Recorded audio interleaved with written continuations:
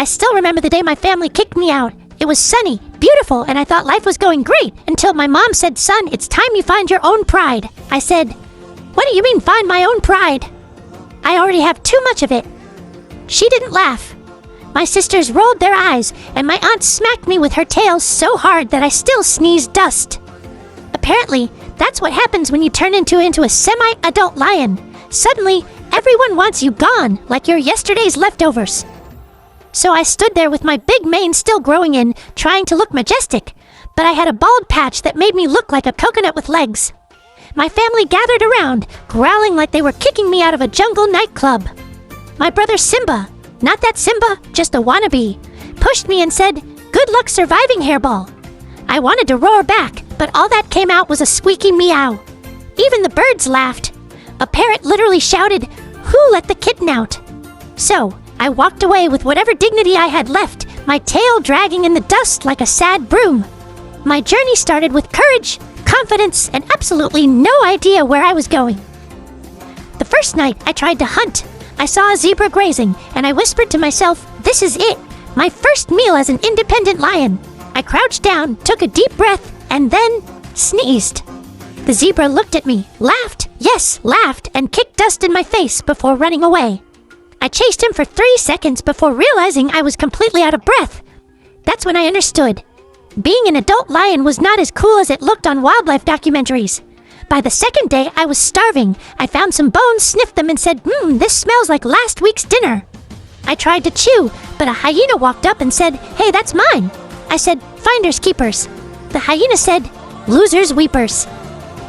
And I wept. He called 2 more hyenas, and I ran. Let me tell you, lions can run fast, but not when 3 laughing maniacs are chasing you while mocking your mane. "Nice haircut," one shouted. "You look like you lost a fight with a hairdryer." I finally climbed a tree, forgetting lions don't usually do that. I got stuck halfway and hung there for 2 hours like a furry chandelier until they got bored and left. When I finally got down, I stumbled into the village. Humans were everywhere. I'd heard stories about humans, strange creatures who walk on 2 legs and scream louder than hyenas. But I was too hungry to care. I sneaked behind a house and saw a bowl of meat outside. Jackpot! I took 1 bite and immediately started foaming. It was spicy. Who makes chili meat in the middle of the savannah? I ran around with my tongue hanging out, roaring in pain, while a bunch of kids pointed at me and said, "Mom, look, the lion's dancing."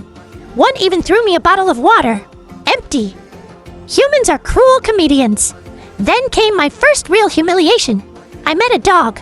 Not a wolf, not a jackal, just a small, squeaky staffed furball named Bruno. I was a lion, the king of the jungle. So naturally, I tried to scare him. I puffed up my mane and roared. He barked once, I roared louder. He barked again.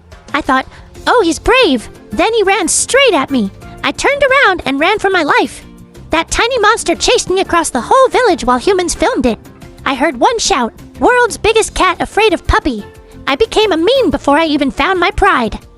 The next day, I thought I'd take a shortcut through the cliffs to avoid dogs. Great idea, right? Wrong. I stepped on a loose rock and whoosh! I slid down like a furry bowling ball. I landed in a bush upside down with a branch stuck in my mane and a beetle crawling up my nose. I sneezed so hard the beetle flew into orbit. I tried to stand up but rolled over and fell again, straight into a human-made well. Splash! The water was freezing, and I started paddling like an overgrown duck. I yelled, "Help!" but only frogs answered, "Ribbit!" Great! Even frogs mocked me. Hours later, a group of humans came and saw me. They started arguing whether to save me or record a TikTok. One finally threw a rope, and I climbed out, soaked, shivering, and smelling like wet carpet. They took pictures with me, smiling, while I sat there looking like a drenched mop. Then they called some wildlife people who put me in a truck. I thought, finally some peace. Then one of them said, "He's cute. Let's name him Fluffy." Excuse me? I'm a lion, not a teddy bear. After they released me back into the wild, I decided I needed to toughen up. I practiced my roar daily. The first few times, it came out as a cough. By the 10th time, I scared a squirrel. Progress.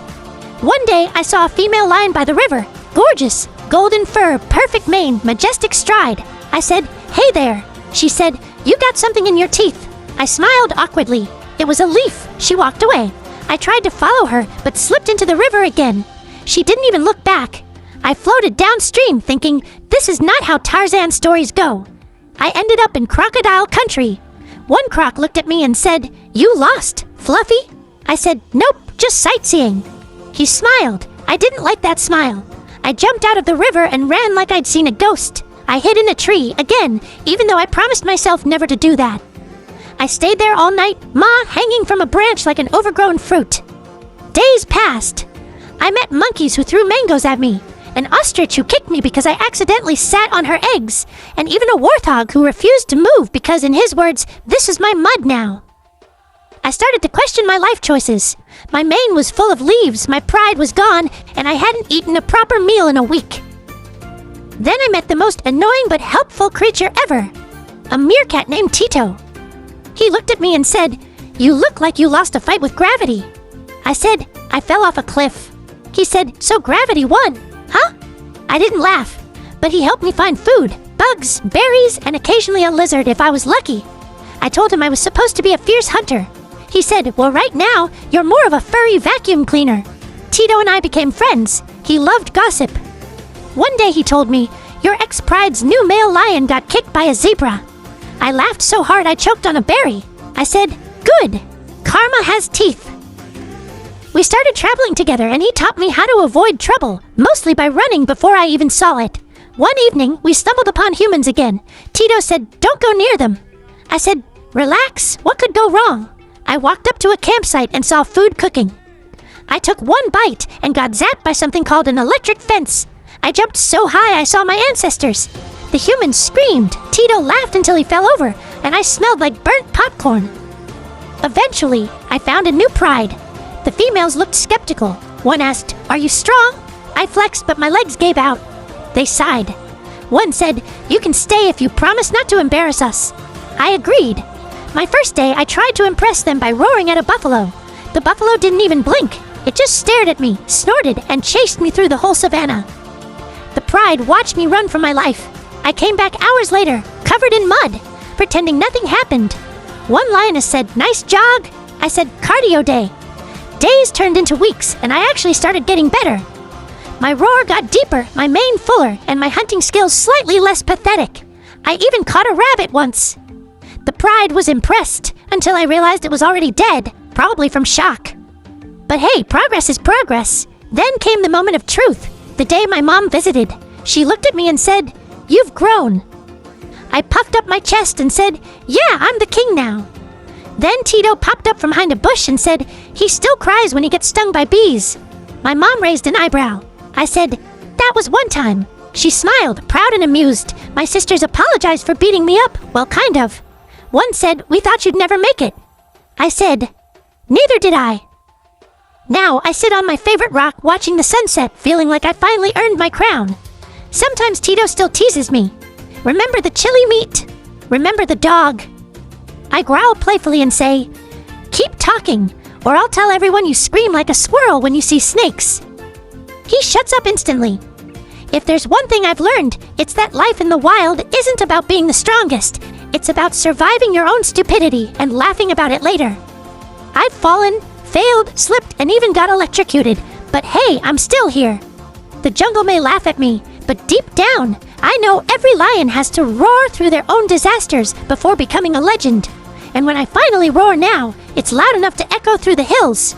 The birds pause, the hyenas hush, and even the dogs think twice.